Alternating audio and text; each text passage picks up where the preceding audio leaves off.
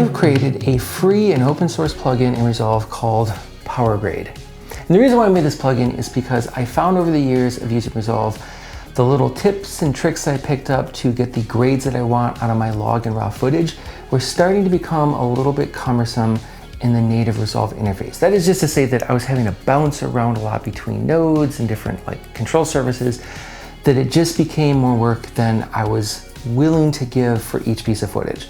And so what I did was create a plugin that wraps all that goodness into one simple to use interface. So I'm going to give a demo now, but as you go through this, keep in mind that even if you don't use this plugin, there are some tips and tricks I think you'll pick up for how to get the best possible grade out of Resolve. I just think in the end, when you see how easy the plugin is to use, you'll probably just want to use that. So without further ado, here is PowerGrade.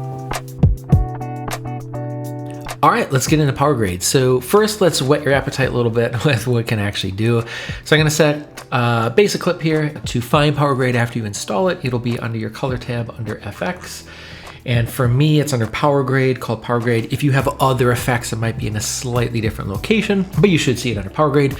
And to use it, you just drag it on top of a clip, and that's all there is to it. Now, there's a lot of options here, but I do want to take a second to look at the classic way of doing effectively the same thing the Node is doing for us here, so that we can have appreciation for how you get the most out of it. So what I mean by that is typically, and before the plugin, when I was doing some color grading, I would do something like this. I would add a somewhat cumbersome node tree like this that's effectively doing this. It's taking my footage and it's performing a CST, a color space transform, into Wide Gamut Intermediate. I then perform some corrections, in this case, balance, density, and exposure. Because I'm in Wide Gamut, I need to go back to Rec 709. I'll then do a transform back to Rec 709, and I can either apply a look LUT, or I would turn on the Cineon route, where I would do a Cineon film log output gamma, and then apply one of the built-in Resolve film look LUTs to it. So overall, it's a pretty simple node tree. There's way more complex ones than this, and arguably you could have more control surfaces for things, but for the majority of footage that I shoot, this does just fine for me. And there's a few interesting hidden things in here, so I will draw our attention to balance and density first. So balance uses the really cool trick of gamma and linear gamma space to turn our color wheel offset adjustment, which we'd usually use, into one where we use the gain wheel. And the reason why we do this is because this allows us to do a multiplicative scale on our colors as opposed to an additive. And so unfortunately, with offset, as convenient as it is to just be right in front of us, this is doing an additive apply. So if you have differences in your color amounts over various tonal amounts, it's applying your color shift differently at those various regions. Whereas with gain, using a linear color space, we are simply saying multiply this by a scale factor, which is the scale factor that we're applying from the gain wheel. And so that means if you really push your colors, so let's actually go back to the LUT because the Cineon's a little bit rough on this one. If you apply a really extreme color shift here, eventually you're just going to apply that scale factor to all the colors. But if you stay in the middle, you just do it much more gently. So this is a great way to dial in white balance while keeping all your colors looking natural. Along the same lines, density, or what you'd usually call saturation, uses the exact same trick, only in this case, we're using a color space of HSV. And the reason why we're doing that is because the value, the V in HSV that we want to grab, is now actually mapped to our gains green channel. I wish the Resolve interface would update when you change these. Maybe they'll do that someday, but it's a little bit hard and weird to sort of see this. But when you have the gain mapped to the value, we're now doing a multiplicative addition onto an existing color. So instead of doing additive, which would have the effect of pushing your colors way out of bounds and making everything brighter or darker, this just simply multiplies by a scale factor to the existing color. And this means you get beautiful, deep, rich colors without making everything look awful. So two really great tricks, but two completely different control surfaces. So balance, you have to go into your color wheels. Density, you need to go into your bars. The CST, you have to kind of know which one of these values you're setting. Exposure, happily, is not a crazy one. This is just lift gamma gain on my wheels. But if you want to choose between a film look or one of your built-in LUTs or some other LUT, you do have to sort of flip these on and off. So this isn't the worst thing in the world, but it is clunky. and it means you have to do a lot of movement back and forth. Finally, a real quick note, I do have a film look creator node applied here. This is totally optional, but if you ever wanted to, I sort of turn this on sometimes for my clip. So that's the problem space. In other words, a great amount of control, but a lot of interface chunder as you're going through and trying to like say, okay, how do I do balance again? Oh, it's this wheel, blah, blah, blah. So it's a lot to take in. This is what makes PowerGrade so great. It takes all the amazing like tricks and applications from this node tree. It just wraps it up into one very simple interface. So let's take a look at it. So first things first is input transform. If you don't ever use this plugin, please take this away from this video. You are not bound when you're doing color space transforms to the camera that you have designed. So in this case, this is Arialog C3, but I actually like the way the Black Magic input color science looks better on this, so that's what I chose. And there's no rule that says you don't have to do that. And that's exactly what we do with the plugin. So I have found through experimentation, and I don't think I've ever heard anybody talk about this one before, but for example, this is Arialog C3. When I apply this, I think this is okay, but see how everything's kind of like washed out, and yes, we could adjust exposure, but I don't know, it feels okay to me. Watch what happens when we drop the Rec 2100 PQ on here. Yes, there's a bit of a magenta cast, but look at how 3D it looks without looking fake.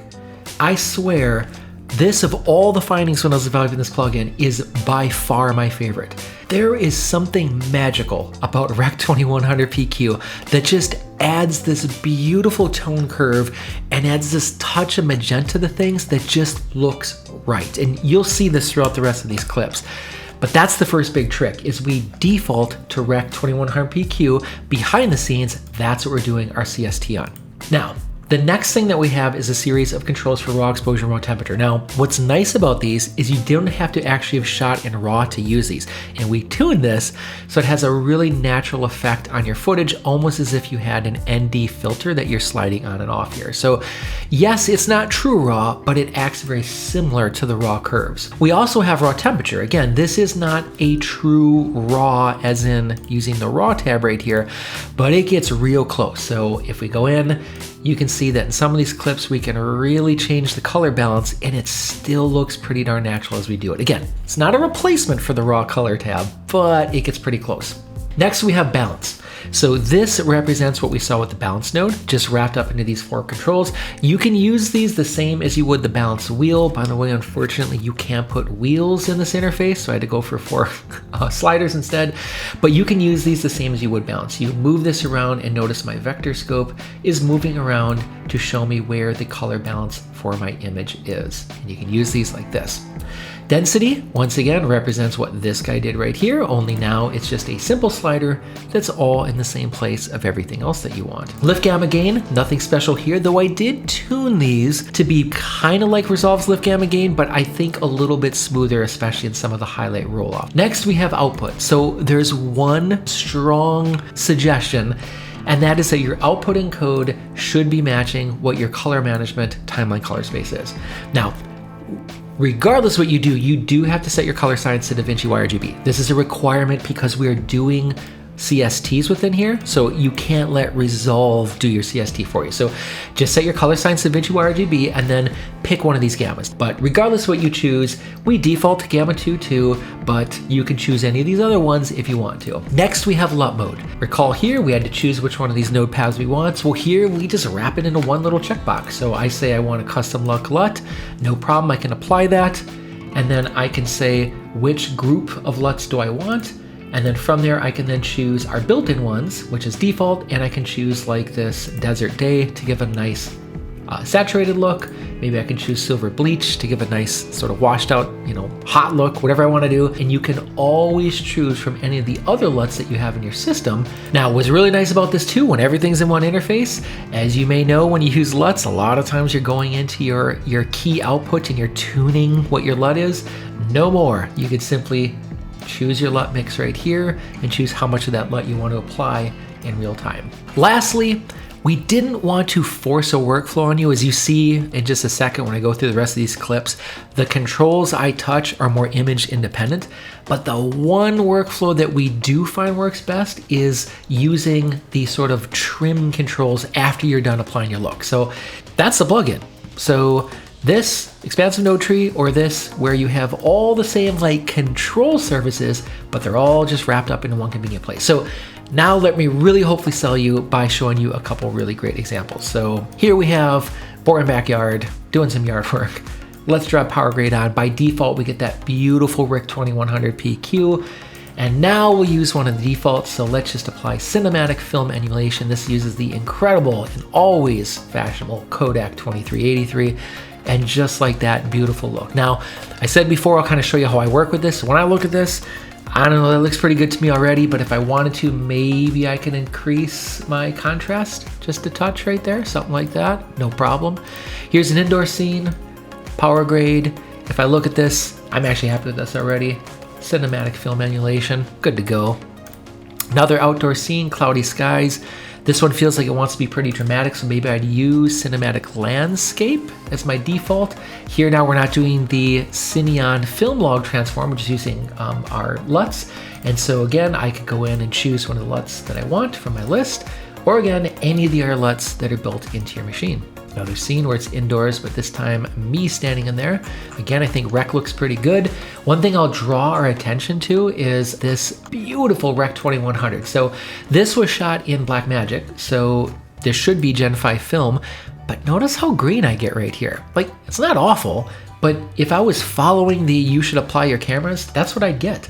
But I much prefer REC 2100, or sometimes I'll go for Fuji F-Log 2, which I think is a little bit smoother on those gradations from low to mids. But regardless, I always just like to do the cinematic film look, because look at how much density and color and three-dimensionality you get with this without it looking like it's trying too hard. If I wanted in this, by the way, maybe I'd add some density.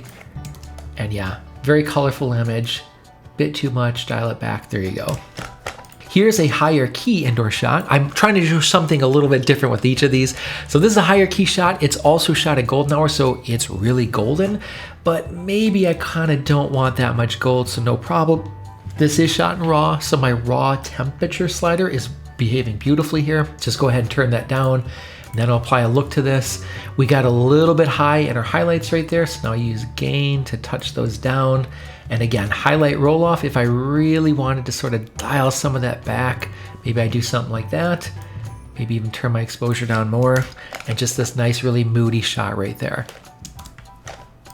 This shot I love because it's really tough. This is Aerolog C3. So again, by default, this is a pretty bright shot, so I don't need to go anywhere else, just dial my gain down. Or I could just choose from one of my lookups right here. And again, gain is always there for me, behaves nice and predictably. Maybe add some more density to the shot. And then finally color temp offset, make a little bit bluer.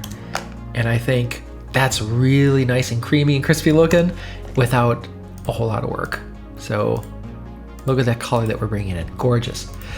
I bring this shot in because this is, so these have been like either Airy or Blackmagic. This is Sony S-Log 3. Grab PowerGrade, again, a little bit bright. Let's draw down the gain. You can see if I bring in my waveform here, we didn't lose, we weren't clipping there. We just sort of made it a little bit hot when we drug this in, so no problem, dial it back. And then if we want, add one of our film emulations. This will reset some of our gain settings or sort of reset how they're doing, but no problem. Maybe add a touch of contrast here and good to go.